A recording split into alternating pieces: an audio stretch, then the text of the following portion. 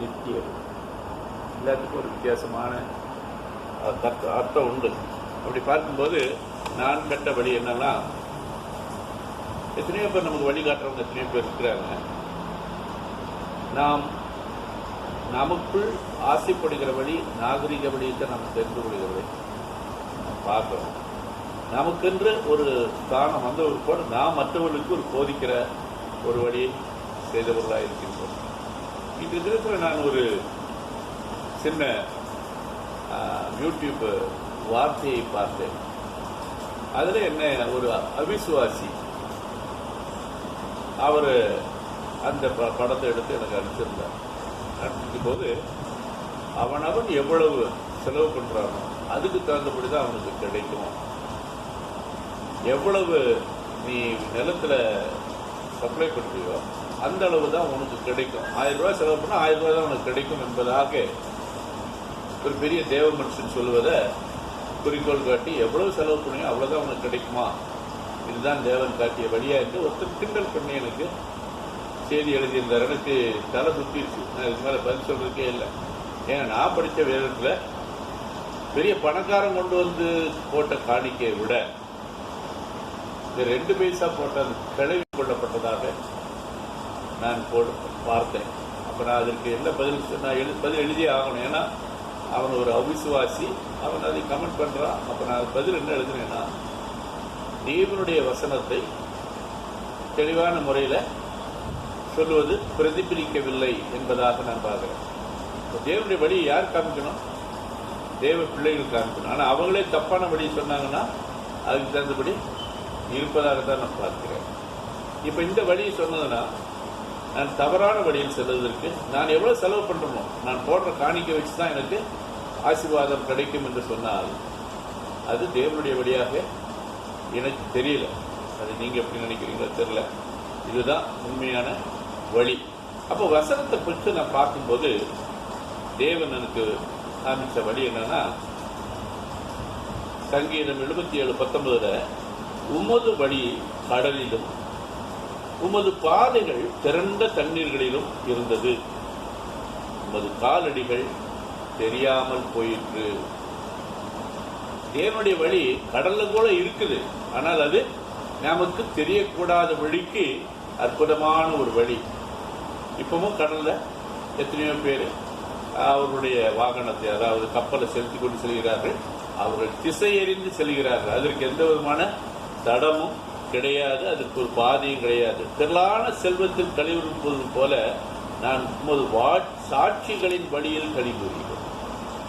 தேவனுடைய சாட்சி யாரோ அந்த சாட்சி காண்பித்த வழியை குறித்து நாம் அறிந்து அதன் மூலமாய் செல்கின்ற வழி வித்தியாசமா இருக்கும். அதனாலதான் நாம் பெற்ற அனுபவத்தை தேவன் முன்னதாக நாம் சமர்ப்பிக்கும் பொழுது அதுதான் சாட்சி. அந்த சாட்சி நமக்கு பிரயோஜனமாக இருக்கிறதாக நான் பார்க்கிறேன். இன்னுமாக 77ஆம் அதிகாரம் 15வது வசனத்தை பார்த்தீங்கன்னா, உமது கட்டளைகளை தியானித்து உமது வழிகளை கண்ணோக்குகிறேன். இப்ப தேவன் நமக்கு கொடுக்கிற கட்டளையும் கற்பனையும் நமது வழியை செவ்வைப்படுத்துவதற்கு பிரயோஜனமாக இருக்கிறது என்பதாக சங்கீதக்காரன் சொல்லுகிறதை பார்க்கின்றேன். 3ஆவதாக நான் பார்த்தது மத்திய புஸ்தகம் 7ஆம் அதிகாரம் 13ஆவது வசனத்துல, இடுக்கமான வழி வாசல் வழியாக பிரவேசிகள், கேட்டுக்கு போகிற வழி விரிவும் விசாலமாக இருக்கிறது, அதன் வழியை பிரவேசிக்கிறார்கள் அநேக. பெரிய பாதை இருந்ததுன்னா நிச்சயமா சாதாரணமாகவே அது பெரிய பாதையா இருக்கும், மொத்தமா அடிச்சு கொண்டு போகிறதை நாம் பார்க்கிறோம். ஆனால் ஜீவனுக்கு போகிற வாசல் இடுக்கமும் வழி நெருக்கமாய் இருக்கிறது. அதை கண்டுபிடிக்கிறவர்கள் ஒரு சிலருக்கு தான் அந்த பாக்கியம் கிடைக்கும். அப்ப நீதி தேவனுடைய வழியை நாம் பார்க்கும்போது அது சுலபமா எல்லாரும் போகக்கூடியதாக இல்லை என்பதை இந்த வழி என்பது தெரியப்படுத்துகிறதை நான் பார்க்கின்றேன். இன்னுமாக பார்க்கும்போது யோவான் புஸ்தகம் 14ஆம் அதிகாரம் 4ஆவது வசனத்தில் என்ன பண்ணுறது பார்த்தீங்கன்னா, நான் போகிற இடத்தை அறிந்திருக்கிறீர்கள், வழியையும் அறிந்திருக்கிறீர்கள் என்று தேவன் சொல்லுகிறார் அந்த இடத்துல. அப்ப சொல்லும்போது தோமா அவரை நோக்கி, ஆண்டவரே நீர் போகிற இடத்தை அறியோமே, வழியை நாங்கள் எப்படி அறிவோம்? நீங்க எங்க போறீங்கன்னா எனக்கு தெரியாது, நாங்க எப்படி அந்த வழியை தெரிந்து கொள்வோம் என்று சொல்றாரு. அப்ப அதுக்கு தேவன் சொல்லுகிற பதில் என்னவென்றால், நானே வழியும் சத்தியமும் ஜீவனமாயிருக்கிறேன். தேவனை பின்பற்றவர்களுக்கு வழியில் எந்த விதமான இடர்பாடுகளும் இருக்காது. அவரை பின்பற்றி போறவங்களுக்கு தடையில்லாத ஒரு நித்திய வழியை தேவன் காண்பிக்கிறார் என்பதாக வசனத்தின் மூலமாய் நான் பார்க்கிறேன். என்னை அல்லாமல் ஒருவனும் பிதாவிடத்தில் வரான். நான் என்னதான் வேத படிச்சிருந்தாலும் சரி, என்னதான் செய்தாலும் சரி, தேவன் எனக்கு காட்டிய வழியின் பிரகாரமாய் நடக்காத பொழுது நான் தேவனுடைய ராஜ்யத்தில் பிரவேசிப்பது இல்லை. அதுவும் அடுத்த வருஷத்துல என்ன சொல்றாருன்னா, என்னை அறிந்தீர்களானால் பிதாவையும் அறிந்திருப்பீர்கள். நீங்கள் அவரை அறிந்தும் அவரை கண்டும் இருக்கிறீர்கள். அப்ப என்ன அர்த்தம்? நான் உங்கள் முன்னே சொல்லுகிற வார்த்தை என் தேவனாகிய கர்த்தர் சொல்லுகிற வார்த்தையை பிரதிபலிக்கிறேன். அப்போ ஒரு மனுஷன் தேவனுடைய நாமத்தை தரித்தவனாக சத்தியத்தை அறிவிக்கும்படி தேவனுடைய ஆசிரிப்பு கூட்டத்தில் அல்லது ஒரு தேவாலயத்தில் போய் வசனத்தை சொல்லும் பொழுது அல்லது ஒரு பெரிய கூட்டத்தில் சொல்லும் பொழுது வேத வசனத்தின்படி சார்ந்திருக்க வேண்டும் என்பதை தெளிவாக இங்கே சொல்லுகிறதை நான் பார்க்கின்றேன். இன்னுமாக யோசுவாவின் புஸ்தகம் 1ஆம் அதிகாரம் 8வது வசனத்தில் சொல்லிங்கன்னா, இந்த நியாயப்பிரமாண புஸ்தகம் உன் வாயை விட்டு பிரியாதிருப்பதாக, இதில் எழுதியிருக்கிறபடியெல்லாம் நீ செய்ய கவனமாய் இருக்கும்படி இரவும் பகலும் அதை தியானித்துக் கொண்டிருப்பாயாக. அப்பொழுது உன் வழியை வாக்கிய பண்ணுவாய், அப்பொழுது புத்திமானாக நடந்து கொள்வாய். அப்ப என்ன ஆகுது? தேவனுடைய கற்பனைகளும் அவருடைய நியாயப்பிரமாணங்கள் தான் நமக்கு நல்வழியை காட்டுகிறதாக தேவன் தெளிவாக நமக்கு சொல்லுகிறதை நாம் பார்க்கிறோம். ஆனா நாம் அவரவர்கள் வகுத்த வழியை மற்றவர்களுக்கு சொல்லும் பொழுது அது எவ்வளவு தூரத்துக்கு தவறான வழியில் கொண்டு போய் செல்கிறது என்பதை தேவன் நமக்கு காட்டுகின்றார். இன்னுமாக சங்கீதம் 110ஆம் அதிகாரம் 9வது வசனத்தில் பார்ப்பீர்களானால், வாலிபன் தன் வழியை எதனால் சுத்தம் பண்ணுவான், உம்முடைய வசனத்தின்படி தன்னை காத்துக் கொள்கிறார். தேவனுடைய வசனத்தின்படி நாம் நடக்கும் பொழுது நமக்கு எந்த விதமான பயமும் இல்லை, அச்சமும் கிடையாது. அது பாட்டுக்கு என்னதான் இடர்பாடு வந்தாலும் அவர் எல்லாவற்றையும் பார்த்து கொள்வார். எனக்கு அதை பற்றி எந்த விதமான கஷ்டமும் இருக்காது என்பதை பார்க்கின்றோம். இன்னும் தேவன் அந்த இடத்துல சொல்றதை பார்த்தீங்கன்னா 10வது வசனத்தை பார்த்தீங்கன்னா, என் முழு இருதயத்தோடு உம்மை தேடுகிறேன், என்னை உமது கற்பனைகளை விட்டு வழி தப்ப விடாதேயும். நான் எப்போ உம்மை தேடிட்டு இருக்கிறனோ, நான் எந்த விதத்திலும் இடதுபுறம் வலதுபுறம் சாயாதபடிக்கு சரியான பாதையில் செல்லும்படிக்கு என்னை வழிநடத்தும் என்பதாக அப்போ இந்த வசனத்துல சொல்லுகிறதை பார்க்கின்றோம். என் வழிகளை நான் உமக்கு விவரித்து காட்டின போது எனக்கு செவிது கொடுத்தீர், உமது பிரமாணங்களை எனக்கு போதியும், உமது கட்டளைகளின் வழியை எனக்கு உணர்த்தீர்களும், அப்பொழுது உமது அதிசயங்களை தியானிப்பேன். எல்லாம் அந்த வழியை சார்ந்து இந்த வேதத்துல தெளிவாய் சொல்லுகிறதை நாம் பார்க்கிறோம். நீர் என் இருதயத்தை விசாலமாக்கும் போது உமது கற்பனைகளில் வழியாக ஓடுவேன். கற்பனை, கட்டளை, நியாயப்பிரமாணம், இதுதான் தேவன் நமக்கு காட்டிய நித்திய வழி என்பதாக மிகவும் தெளிவாக சங்கீதக்காரன் தேவனுடைய வார்த்தையின் மூலமாய் நம்ம சொல்லுகிறதை பார்க்கிறோம். கர்த்தாவே, உமது பிரமாணங்களின் வழியை எனக்கு போதியும், முடியும் பரியந்தமும் அதை காத்துக்கொள்வேன். இப்ப என்ன சொல்றாரு? நான் நீர் சொல்றதைப்படி கட்டளையின்படி நான் செய்ய ஆவலுடனாய் இருக்கிறேன். நீர் எனக்கு போதித்தருள், அந்த வழியில் எப்படி போறது என்பதை நீர் எனக்கு வழி காட்ட வேண்டும் என்பதாக நாம் பார்க்கின்றோம். இன்னுமாக அதில் பார்ப்போமானால், என் இருதயம் பொருளாசையை சாராமல் உமது சாட்சிகளை சாரும்படி செய்யும். இப்ப இந்த இதுல ரொம்ப தெளிவாக நமக்கு சொல்லப்பட்டிருக்கு. நம்ம அதில் ஆரம்பத்தில் நான் சொன்னேன், ஒரு அவிசுவாசி தன்னுடைய சந்தேகத்தை, ஒரு பிரசங்கியார் சொல்ற வார்த்தையை கேட்டு தன்னுடைய சந்தேகத்தை எவ்வளவு தூரம் நம்ம செலவு பண்றோமோ அவ்வளவு தூரத்துக்கு எனக்கு ஆசீர்வாதமா கிடைக்கும், அப்படியா வேதத்தில் சொல்லப்பட்டிருக்கு என்ற ஒரு கேள்வியை எழுப்பினதாக நான் உங்களுக்கு சொன்னேன். அப்ப என்ன ஆகுது? பொருளாசை உள்ள பிரசங்கிமார் தங்கள் மனதில் இருக்கிற வெளிப்பாடுகளை சொல்லும் பொழுது தவறான வழிகளில் வழி நடத்தி செல்கிறார்கள் என்பதாக வசனத்தின் மூலமா பார்க்கிறோம். ஆனா தேவன் என்ன சொல்றாரு? ஒரு தேவனுடைய பிள்ளை அவன் நடக்கிற வழியின் பிரகாரமாக நடக்கும் பொழுது தேவன் அவனை மகிமைப்படுத்துவார் என்பதாக நாம் வசனத்தின் மூலமாய் பார்க்கிறோம். அவன் சார்ந்திருக்கிற வழி அவனுக்கு உண்மையான ஒரு சாட்சியாய் விளங்கும். அதனால தான் நம்முடைய வாழ்க்கையில என்னென்ன நடக்கின்றதோ அதை ஞாபகப்படுத்தி மற்றவர்களுக்கு அதை சாட்சியாய் பகிரும்போது அது நமக்கு மேன்மையை உண்டாக்குகிறது. நாம் உண்மையுள்ள சாட்சியாய் இருக்க வேண்டும் என்பதாக தேவன் நமக்கு சொல்லுகிறதை பார்க்கின்றோம். இந்த 33வது வசனத்தை பார்த்தீங்கன்னா, உமது பிரமாணங்களின் பணியை எனக்கு போதியும், முடிவு பரியந்தமும் அதை காத்துக்கொள்வேன். நீர் காமிக்கிற வழி எனக்கு திவ்யமானது, எனக்கு போதுமானது. நான் வேற எந்த பக்கமும் நான் போகாதபடிக்கு நீர் என்னை காத்துக்கொள்ள வேணும். ஏனென்றால் நீர் எனக்கு பொருள் ஆசையை நான் மிகவும் பிரமாதப்படுத்தி இருக்கக்கூடாது என்பதாக சொல்றார். மனுஷனுடைய ஆசை எப்போதுமே பொருளை தான் சார்ந்திருக்கு. ஆரம்ப காலம் முதல் அவனுடைய வாழ்க்கையில ஒவ்வொரு நாள் சின்ன வயசுலேருந்து பார்க்கும்போதுனா, நான் எனக்கு நிறைவடைந்த வழியில ஒரு சின்ன குழந்தை அங்க வீட்டில் ஒரு பைய தோல்ல போட்டுவோம், பார்ப்பது எல்லாத்தையும் தூக்கி அந்த பையில போட்டுவோம். நாங்க சுத்தி சுத்தி தேடி வருவோம், எங்கேயும் கிடையாது. அப்ப கடைசியில் என்ன ஞாபகம் வரும்னா, இந்த பைய போய் திறந்து பார்த்ததுன்னா இதுக்குள்ள இருக்கும். சின்ன குழந்தையிலேயே அது தன்னுடைய எல்லாவற்றையும் தன்னுடைய பொருளாக நினைத்து அதை தன்னுடையதாக்கிக் கொள்கிறதை பார்க்கிறோம். இது சின்ன குழந்தை பருவத்தில் நம்ம பார்க்கிறது. வளர வளர அவர்களுக்கு நாம் சரியான வழியில் போதிக்கும் பொழுதுதான் இந்த பொருளாசை வராது என்பதாக பார்க்கின்றோம். இந்த பொருளை எவ்வளவுதான் சேர்த்தாலும் சரி, நம்முடைய வாழ்க்கையின் முடிவில் நாம் அதை கொண்டு செல்ல முடியாது. இந்த பொருள்னால வீட்டில் பிரச்சனை தான் வரும், சண்டை சச்சரவுகள் தான் வரும். ஏனென்றால் யாருக்கு எந்த பொருள் எனக்கு வேண்டும் என்பதாக சண்டை போடுறத நம்ம பார்க்கிறோம். இன்னைக்கு முதிர் வயதிலும் நான் காது கொடுத்து கேட்கின்ற காரியம், என்னுடைய வீட்டில் இருந்து எனக்கு ஒரு பொருள் கிடைக்கல, அந்த பொருள் எனக்கு கிடைக்கும் என்று நினைத்தேன், எனக்கு கிடைக்கவில்லை. அப்படி வயதான காலத்திலும் தங்களுடைய இளைய வாழ்க்கையிலிருந்து இப்புள்ள வாழ்க்கையை அவர்கள் ஒப்பிட்டு பார்த்து சொல்லுவதை பார்க்கின்றேன். கர்த்தாவே, நீர் எனக்கு இந்த வழியை காட்டும்படிக்காக என்னை முழுமையாக நான் ஒப்புக் கொடுக்கிறேன் என்று நம்ம அவரிடத்தில் ஒப்புக் கொடுக்கும் பொழுது திவ்யமான நேரான வழியை தேவன் நமக்கு காட்டுவார். மாயை பாராதபடி நீர் என் கண்களை விலக்கி உமது வழியிலே என்னை உயிர்ப்பியும். மாயைன்னா என்னது? இதுதான் பொருள். எந்த விதத்திலும் நம்ம கண்ணில் கற்பனையிலேயே நினைச்சுக்கிட்டே போவோம்.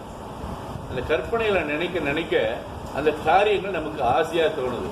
மற்றவர்களை பார்த்திருக்கும் போது எப்பொழுதும் என்னுடைய துணி, நான் போட்டிருக்கிற துணி தேவன் எனக்கு கொடுத்திருக்கின்ற ஐஸ்வர்யம், தேவன் எனக்கு கொடுத்திருக்கின்ற மகா கிருபை அப்படின்னு நினைச்சோம்னா ஒண்ணுமே பிரச்சனை இல்லை. அடுத்தவருடைய பொருளை பார்த்து அவர்கள் போட்டிருக்கிற துணியினாலும் சரி, அவர்கள் அணிந்திருக்கின்ற நகைகள்னாலும் சரி, எந்த விதமான பொருளா இருந்தாலும் சரி, அவர் வச்சிருக்கிற செல்போனா இருந்தாலும் சரி, எதா இருந்தாலும் அதை குறித்து நாம் ஆசைப்படும் பொழுது, இந்த மாதிரி ஒரு போன் இருந்தா எனக்கு பிரயோஜனமா இருக்குமே என்று ஆசைப்படும் பொழுது அந்த பொருளாசை அந்த இடத்துல வருகிறதை நாம் பார்க்கின்றோம். ஆனா எப்பொழுது நாம் தேவனிடத்தில் முழுமையாய் சார்ந்திருக்கிறோமோ இம்மாதிரியமான நமக்கு எந்த விதமான ஆசைகளும் நமக்கு தோன்றாது என்பதாக நான் பார்க்கின்றேன். காணாமல் போன ஆட்டை போல வழிதப்பி போனேன், உமது அடியனை தேடுவீராக, உமது கற்பனைகளை நான் மறவேன் என்று சங்கீதக்காரன் சொல்லுகிறத பார்க்கிற. வழி தப்பி போயிட்டான. இவ்வளவு வசனங்கள் தேவனுடைய வார்த்தைகளை தெளிவாக எழுதின அந்த தேவ பிள்ளை காணாமற் போன ஆட்டை போல் ஆனேன் என்பதாக வசனத்தில் சொல்லுகிறோம், பார்க்கிறோம். இன்னுமாக சங்கீதம் 143 8வது அதிகாரத்தில் 8வது வசனத்தில் பார்ப்பீர்களானால், அதிகாலையில் உமது கிருபையை கேட்கப்படும், உம்மை நம்பி இருக்கிறவேன், நான் நடக்க வேண்டிய வழியை எனக்கு காண்பியும், உம்மிடத்தில் என் ஆத்துமாவை உயர்த்துகிறேன். நல்லா புரிஞ்சுக்குங்க.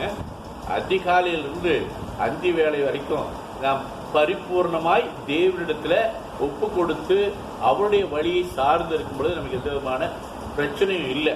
அதுதான் தேவன் நமக்கு அவர் இந்த வசனத்தின்படி சொல்ற, நான் நடக்க வேண்டிய வழியை நீர் எனக்கு காண்பியும். தேவனாகிய கர்த்தாவே, நீர் எனக்கு காண்பியும், அதன் பிரகாரமாய் நான் நடப்பேன் என்பதாக இங்க சொல்லுகிறதை நாம் பார்க்கின்றோம். இன்னுமாக சங்கீதம் 119 105வது வசனத்தை படிப்பீங்கன்னா, உம்முடைய வசனம் என் கால்களுக்கு தீபமும் என் பாதைக்கு வெளிச்சமாயிருக்கிறது. நீ சொல்லுகின்ற அற்புதமான வார்த்தைகள், வசனங்கள் என்னை முழுமையான பாதையில் வழிநடத்தி செல்வதற்கு தெளிவாக இருக்கிறது. நான் அதை விட்டு பிசகும் போதுதான் நான் கஷ்டப்படுகின்றேன். எனக்கு சோதனைகள் வந்து என்னை கஷ்டப்படுத்துகிறதை நாம் பார்க்கின்றோம்.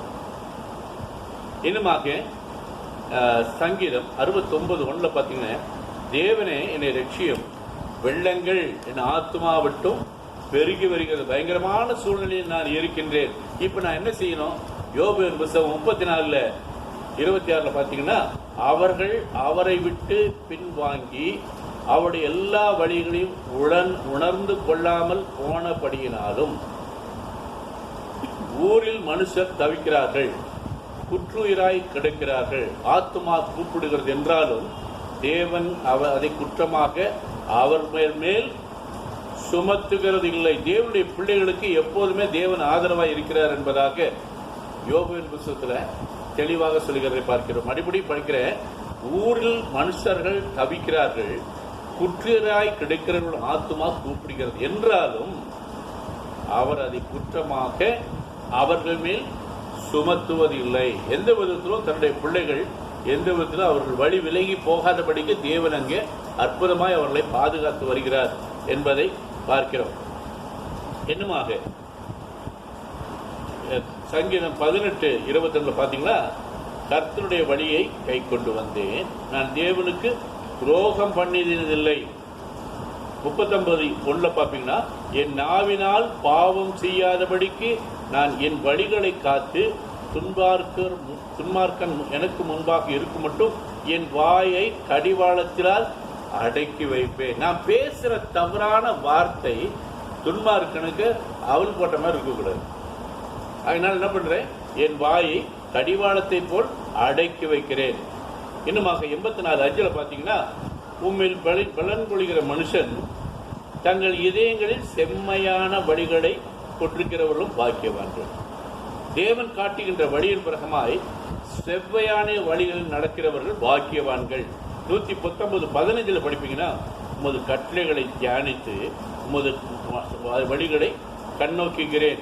என் வழிகளை நான் உமக்கு விவரித்து காட்டின போது எனக்கு செவி கொடுத்தீர். உமது பிரமாணங்களை எனக்கு போதியும், உமது கட்டளையின்படி எனக்கு உணர்த்தியர்களும் அப்பொழுது உமது அதிசயங்களை தியானிப்பேன். தேவனுடைய வழிகள் தெளிவாக இருக்குது. அது வேத புத்தகத்தில் நமக்கு அற்புதமாக சொல்லப்பட்டிருக்கு. கொஞ்ச நெஞ்ச வசனம் இல்லை, எக்கச்சக்கமான வசனம் இருக்கு. வழிகளை பற்றி தெளிவாக சொல்லப்பட்டிருக்குது. இப்போ இவ்வளவும் நம்ம பார்க்கிறோம். இதில் ஒரு குறிப்பிட்ட ஒரு காரியத்தை உங்களுக்கு சொல்லிட்டு அடுத்ததுக்கு நம்ம போகலாம் என்று நினைக்கிறேன். அதில் சொல்லும் பொழுது என்னாகும் புஸ்தகம் 22ஆம் அதிகாரம் 11ஆம் வசனத்தை படிப்பீங்கன்னு சொன்னா, பூமியின் விசாலத்தை மூடுகிற ஒரு ஜனக்கூட்டம் எகிப்திலிருந்து வந்திருக்கிறது. ஆகையால் நீ எனக்காக அவர்களை சபிக்க வேண்டும். அப்பொழுது நான் அவர்களோட யுத்தம் பண்ணி ஒருவேளை அவர்களை துரத்தி விடாம் என்று சொல்ல சொன்னான். அதற்கு தேவன் பிலேயாமை நோக்கி, நீ அவர்களோட போக வேண்டாம், அந்த ஜனங்களை நீ சபிக்கவும் வேண்டாம் என்று அவர் சொல்றதை பார்க்கிறோம். அப்போ அவர்கள் ஆசீர்வதிக்கப்பட்டவர்கள். ஏனென்றால் அவர் ஏன் சபிக்க வேண்டாம்னு சொன்னா, அவர்கள் ஆசீர்வதிக்கப்பட்டவர்கள். பிலேயாம் காலையில எந்திரிச்சு பாலாக்கின் பிரபுக்களை நோக்கி, நீங்கள் தேசத்திற்கு போய்விடுங்கள், நான் உங்களோட வருவதற்கு கர்த்தர் எனக்கு உத்தரவு கொடுக்க மாட்டோம் என்கிறார். அப்போ உண்மை மிகவும் கனம் பண்ணுவேன், நீ சொல்வதையெல்லாம் செய்வேன், நீர் வந்து எனக்கு அந்த ஜனங்களை சபிக்க வேண்டும் என்று சொல்ல சொன்னார்கள் என்று மறுபடியும் அவர்கள் சொல்லுவதை பார்க்கிறோம். பிலேயாம் பாலாக்கின் படியே ஊருக்கு பிரதித்திரமாக, பாலாக்கு எனக்கு தன் வீடு நிறைய வெள்ளி பொன் தந்தாலும் சிறிய காரியமானாலும் பெரிய காரியமானாலும் செய்யும் பொருட்டு என் தேவனாகிய கட்டளைகளை நான் மீறக்கூடாது. எவ்வளவுதான் நீ பணம் கொடுத்தாலும் சரி, எனக்கு அந்த தேவன் எனக்கு காட்டுகிற வழியை விட்டு நான் போக மாட்டேன். இது இப்போ அவன் சொல்லிட்டான். மாதிரி சொல்லிட்டு அப்படியே செஞ்சானா, இரவில் தேவன் பிரியிடத்துல வந்த அந்த மனிதர் உன்னை கூப்பிட வந்திருந்தால் நீ அவர்களோட கூட போ, ஆனாலும் நான் சொல்லும் வார்த்தையின்படி மாத்திரம் செய்ய வேண்டும் என்றார். புரியுதா? இப்ப அவர் பெர்மிஷன் கொடுத்துட்டாரு, நீ போ, ஆனாலும் நான் சொல்லுகிற வார்த்தையின்படிதான் நீ செய்ய வேண்டும். தேவனே எனக்கு உன்னுடைய வழியை போதியும்னு சொல்லும் பொழுது நான் முழுமையாக அவரிடத்துல சார்ந்து காத்திருக்க வேண்டும் என்பதை தேவன் விரும்புகிறார் என்று பார்க்கிறேன். அப்போ அவர் என்ன செய்யறாரு? அவன் போகிறதுனாலே அவர்கள், ஆனாலும் நான் உனக்கு சொல்லும் வார்த்தையின்படி நீ செய்ய வேண்டும் என்று அவர் சொல்வதை பார்க்கிறோம். அவன் போகிறதுனாலே தேவனுக்கு கோபம் உண்டது. கர்த்தருடைய தூதனானவர் வழியிலே அவனுக்கு எதிராளியாய் நின்றார். எல்லாம் புரிஞ்சுக்கங்க. இப்போ அவர் கூட போன்னு சொன்னாரு.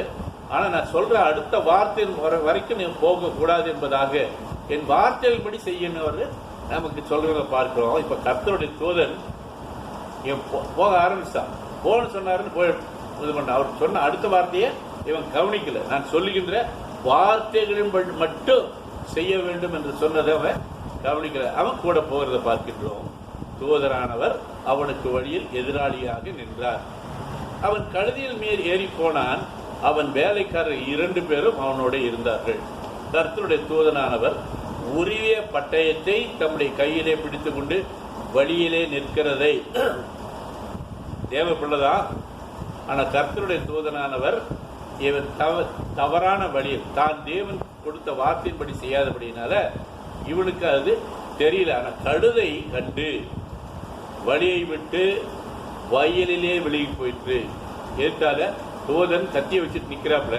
இந்த வழியில போகலான்னா பரவாயில்ல, கீழேயாவது என் எஜமானுக்கு சொன்ன வார்த்தையின்படி நான் போக வேண்டும் என்று கீழே இறங்கிறதை பார்க்கிறோம். கழுதியை வழியை திருப்பிய பிறகும் அதை அடித்தான்.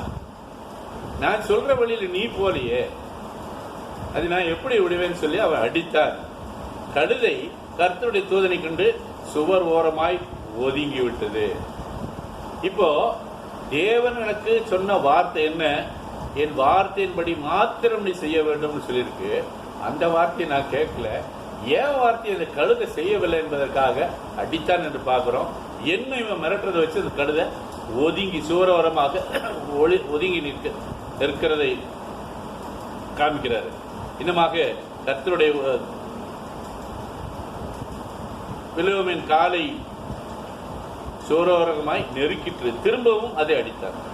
இதை பார்த்துட்டு அவனுக்கு இன்னும் கோபம். நான் சொல்ற வழியின் பிரகாரம் நீ போகலையே ஏன் என்று சொல்லி அந்த கழுதியை அடிக்கிறதை பார்க்கிறோம். அப்பொழுது கர்த்தருடைய தூதன் அப்புறமாய் போய் வலதுபுறம் இடதுபுறம் விலகாத வழியில்லாத இடுக்கமான இடத்திலே நின்றார். எந்த விதத்திலும் போக முடியாதபடி அங்க கிடுக்குப்படி போட்டு நிற்கிறதை நாம் பார்க்கிறோம்.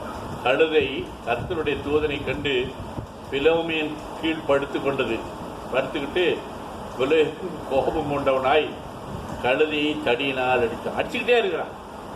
என்ன சொன்னாலும் கேட்க மாட்டேங்குது அப்படின்னு அவன் அடிக்கிறதை பார்க்கிறோம். அப்பொழுது பிலோயம் கழுதையை பார்த்து, நீ என்னை பரியாசம் பண்ணி கொண்டு வருகிறாய்.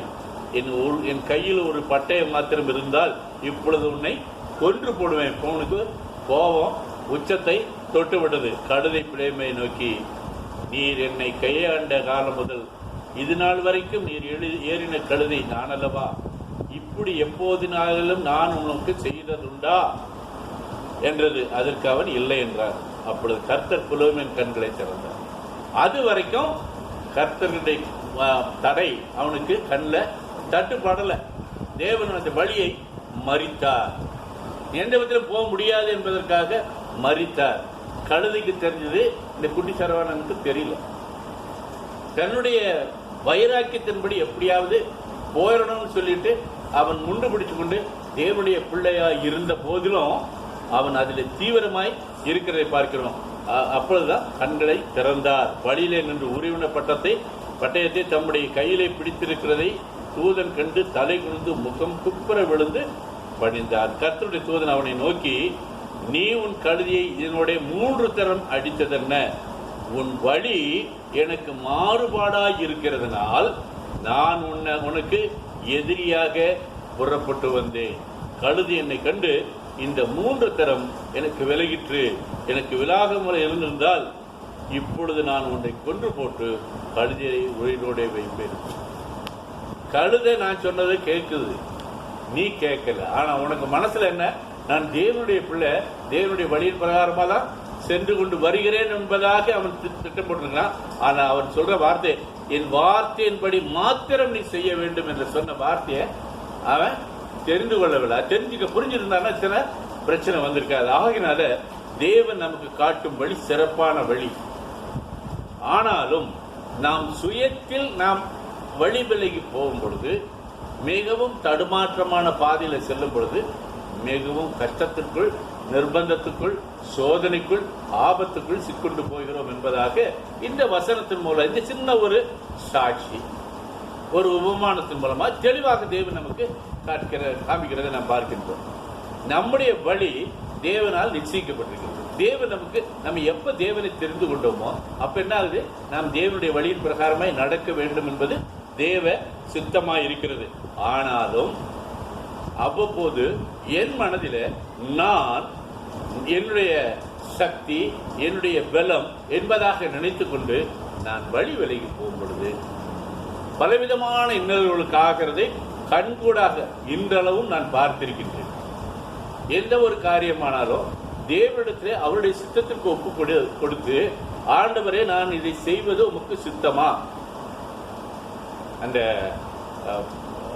புனியாளி கூட தேவன்கிட்ட என்ன போய் கேட்கிறான், ஆண்டவரே என்னை காப்பாத்துன்னு கேட்கிறான். எனக்கு சித்தம் உண்டு சுத்தமாக என்று சொல்கிறார். எனக்கு அதுல இஷ்டம் உண்டு, நீ சுகமாய் போன்னு சொல்லி ஆசீர்வாதத்தை கொடுக்கிறார். ஆனா நாம் என்ன பண்றோம், நான் செய்வது சரியாக இருக்கும் என்பதாக மனதில் நினைத்து கொண்டு தவறான வழியிலே செல்கின்றோம். எவ்வளவோ நேரத்தில் நமக்கு தடைகள், சிக்ஷைகள், சோதனைகள், கஷ்டங்கள், நெருக்கங்கள், ஆபத்துகள் கூட வருகிறதை பார்க்கிறோம். ஆனாலும் நம்ம அதை விடாப்பிடியாய் பிடித்துக் கொள்ளும் பொழுதுதான் நமக்கு அந்த கஷ்டம் நம்மை மேற்கொள்கிறது. எப்ப நாம் பரிபூர்ணமாய் தேவனிடத்தில் நாம் ஒப்பு கொடுத்து, ஆண்டவரே உம்முடைய வழியே எனக்கு போதியும் என்று சொல்கிறோமோ, அப்ப நமக்கு பிரச்சனை நம்மை விட்டு அகன்று போகும். சங்கீதம் 86:11 படிச்சீங்கன்னா, கர்த்தாவே உமது வழியை எனக்கு போதியும், நான் சத்தியத்திலே நடப்பேன், உமது நாமத்திற்கு பயந்திருக்கும்படி என் இருதயத்தை ஒருமுகப்படுத்தும். 77:20 பாத்தீங்கன்னா, மோசே ஆரோன் என்பவர்களின் கையால் தமது ஜனங்களை ஒரு ஆட்டு மந்தையை போல் நடத்தினீர், ஆட்டு மந்தையை போல வழி நடத்தினீர் எழுதியிருக்கு. புரியுதா? அப்ப எல்லாவற்றையும் தேவன் வழி நடத்துகிறவராய் இருக்கின்றார். அவருடைய போதனைக்கு கட்டுப்பட்டவர்களாய் அவரிடத்துல சார்ந்து நம்மை முழுமையாக அர்ப்பணிக்கும் பொழுது தேவன் அற்புதமாய் நம்மை வழி நடத்துவார் என்பதாக பார்க்கின்றோம். கடைசியாக ஒரு வார்த்தையை சொல்லி முடிக்க ஆசைப்படுகிறேன். சங்கீதம் 34:4 படிச்சீங்கன்னா, கர்த்தரை நான் தேடினேன், அவர் எனக்கு செவி கொடுத்து என்னுடைய எல்லா பயத்துக்கும் நீங்களாக்கி விட்டார். அவர்கள் அவரை நோக்கி பார்த்து பிரகாசம் அடைந்தார்கள், அவர்கள் முகங்கள் வெட்கப்பட்டு போகவில்லை. இந்த ஏழை கூப்பிட்டான், கர்த்தர் கேட்டு அவன் இடுக்கலுக்கெல்லாம் நீங்களாக்கி ரட்சித்தார். ஆகையினால தேவன் நீதிமான்கள் கூப்பிடும் போது கர்த்தர் கேட்டு அவருடைய எல்லா உபத்திரங்களிலிருந்தும் நீங்களாக்கி விடுகிறார் என்பதாகத்தான் நாம் வேத வசனங்களிலிருந்து தேவன் நமக்கு சொல்லுகிற வார்த்தைகள் தெளிவாக இருக்கிறது. இவ்விதமாய் நாம் தேவனிடத்தில் முழுமையாய் சார்ந்திருக்கும் பொழுது தேவன் நம்மை பரிபூர்ணமாய் ஆசீர்வதிப்பார். தேவன வழி, திட்டமிட்ட வழி, அவருடைய வழியின் பிரகாரமாய் நடப்போம். நாம் அவரிடத்திலே காத்திருப்போம். ஆண்டவரே எனக்கு வழியை காட்டும். தெளிவில்லாத வழி இருந்தால் தேவனிடத்தில் கேட்போம். தேவன் சத்திய வழியை காண்பிப்பார். நித்திய ஜீவனை பெற்றுக் கொள்வோம். நித்திய வழியிலே நடக்க கற்றுக்கொள்வோம். தேவன் தாமே இந்த வார்த்தைகளை ஆசீர்வதிப்பார்.